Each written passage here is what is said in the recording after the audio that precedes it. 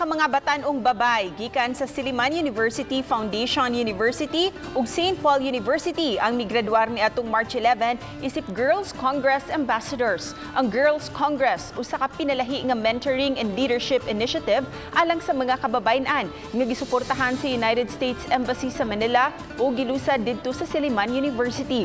Ang maong programa gimugna ni Dr. Jenny Lind Elmaco, ang opisyal nga delegado sa International Federation of Business and Professional Women ngadto sa United Nations Council for the Status of Women meetings ug Marie Curie National Contact Point. Sukad sa miaging tuig, ang mga miyembro sa Girls Congress mitambong og capacity building workshops sama sa parliamentary procedure, public speaking and designing thinking ug mituki sa mga isyu pangkalibutanon sama sa climate change, mental health ug sustainable development.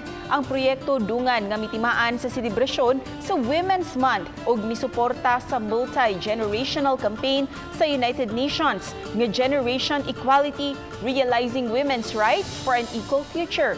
Panawagan ni Dr. Betty McCann, presidente sa Silliman University, nga angay suportahan ang gender equal world. Ang mga organizers nang hinaot nga kining programa mahimo usab sa ubang dapit sa nasod.